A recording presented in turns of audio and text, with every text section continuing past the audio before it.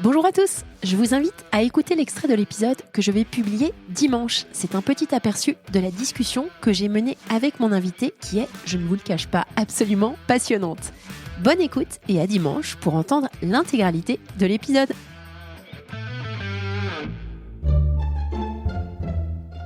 Solène Niederkorn vous propose FinScale, un éclairage sur l'innovation dans le monde de la finance, de la banque et de l'assurance. Quand l'investissement sonne l'heure de l'impact. Nicolas Sellier, cofondateur de Ring Capital. On n'impose rien, il faut trouver une façon, montrer que tout ça, in fine, c'est bon pour le business, c'est bon pour les employés, ça limite le risque et ça maximise la valeur de la société à long terme. Et je pense que c'est ça. Ensuite, je pense que les entrepreneurs impact, ils innovent d'une partie pour trouver des solutions, mais une grosse partie de l'innovation, elle est justement, c'est comment j'aligne mon business model. Comment j'ai un business model où 1 euro de chiffre d'affaires fait X centimes d'impact et vice-versa. Cet échange enthousiasmant nous éclaire sur la manière dont Ring Capital a fait tendre son modèle d'investissement vers l'impact au fil des années et les lancements de fonds. Nicolas détaille la trajectoire du VC de leur focus sur le growth jusqu'à la création de Ring Mission, leur récent fonds à impact. J'ai saisi l'occasion de cette conversation pour évoquer l'initiative Take Your Place et plus particulièrement les implications de l'intégration des clauses diversité et inclusion dans les pactes d'actionnaires, y compris les mesures concrètes et les reporting associés. Nicolas nous révèle également une facette intéressante de Ring, leur investissement dans les associations qu'ils transforment en entreprises impactantes à forte croissance. Nous abordons la présence de certains des LPs, parmi lesquels Visa Foundation et les retombées concrètes que cela engendre pour le VC. Bonne écoute à tous!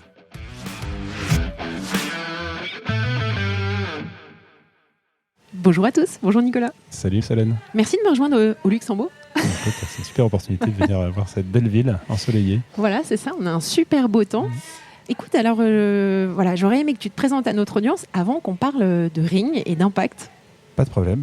Nicolas Sellier, moi j'ai été quasiment pendant toute ma carrière un investisseur. J'ai commencé par faire 5 ans en Asie dans la M&A. Je m'étais juré que je ne ferais jamais de M&A. Et puis moi j'ai commencé 5 ans à Hong Kong en M&A pour Paribas. J'étais à Hong Kong, j'avais pas beaucoup d'argent. Le loyer était très cher à l'époque. Je faisais du bateau, donc j'habitais sur un petit voilier dans le port de Hong Kong. Ah, excellent. Et donc après 5 ans, j'avais un peu d'argent de côté. J'ai pris 1 an et demi off pour revenir à la voile avec ma femme de Hong Kong jusqu'en Bretagne.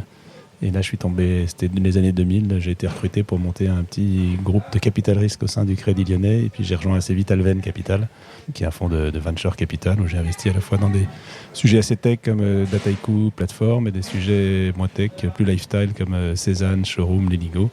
Et j'ai créé chez Alven, j'ai vu arriver en début 2010-2011 ces premiers entrepreneurs un peu fous, qui étaient des entrepreneurs de la tech à part entière, mais qui voulaient dédier leur activité à des sujets qui fassent avancer le monde. Et j'ai proposé à mes camarades d'Alven de monter un petit fonds qui investissait, le premier fonds à investir dans des startups à impact. C'était encore un peu tôt. Ils m'ont dit, écoute, ça c'est pas tellement... nous, on est plus dans le business, la finance, mais comme ça te tient à cœur, on est d'accord pour que tu le fasses à côté d'Alven.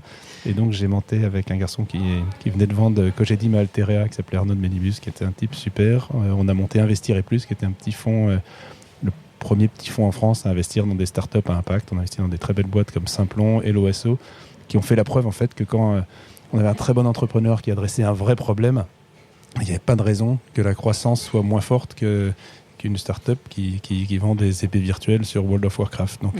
Donc Simplon, aujourd'hui, c'est des écoles de code qui forment à la base des gens des quartiers sans emploi au code pendant 6 mois pour qu'ils trouvent un job derrière. Et aujourd'hui, Fred Bardot qui est toujours à tête, il y a plus de 100 écoles Simplon, des joint ventures avec showroom privé, avec Microsoft. Et c'est un très beau succès et économique et d'inclusion parce que des milliers de gens ont trouvé un job grâce à Simplon. Voilà. Et après Ring. Et après Ring, après 11 ans chez Alven, je me suis dit il est temps de faire des choses de moi-même. La vision de Ring, c'était à l'époque, les fonds d'investissement étaient surtout constitués d'ex-banquiers ou de consultants de Bain, etc.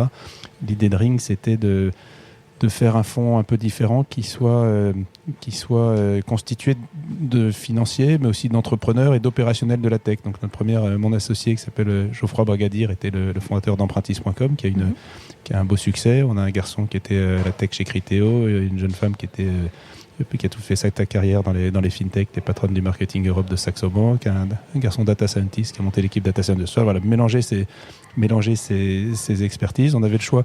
C'était trop tôt pour monter un fonds d'impact à l'époque, parce que les investisseurs nous riaient encore quand on disait qu'on allait résoudre des problèmes sociaux avec des startups et qu'ils allaient gagner de l'argent.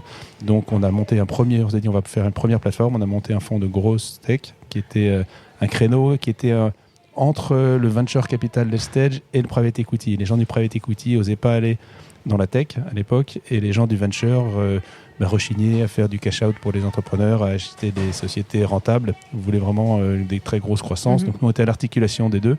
Et on a pas mal trouvé notre créneau, et ça nous a, dès la levée de ce fonds, on a pu monter une équipe et investir dans un fonds d'impact. D'accord. En termes d'équipe, maintenant, vous êtes combien ? En termes d'équipe, on est 17 employés, auxquels s'ajoutent 4 operating partners qui sont en prestation de service à mi-temps sur des sujets une personne qui dédie leur mi-temps à l'accompagnement des boîtes du portefeuille. D'accord. Donc, typiquement, on a Florence Mompex qui était l'ancienne DRH de Business Object, qui accompagne toutes les boîtes du portefeuille, quels que soient les fonds dans lesquels on investit, sur des sujets coaching, recrutement, évolution des COMEX. On a un garçon Thibaut Bechtoile, qui accompagne les boîtes du portefeuille sur les sujets sales, stratégie. Bonnie, qui est aux US, qui était la 4e employée de SAP, qui aide les sociétés dans leur go-to-market américain. Et Marie-Gabrielle, qui était l'ancienne DIRCAB du haut-commissaire à l'économie sociale et solidaire, elle qui accompagne les boîtes sur la maximisation de leur alignement business, impact, sur leur chemin pour devenir Bicorp, entreprise à mission, sur leur stratégie climat, etc. Vous venez d'entendre un extrait de l'épisode que je vais publier dans quelques jours. Alors ne restez pas trop loin de votre plateforme de podcast pour pouvoir profiter de tout l'enregistrement.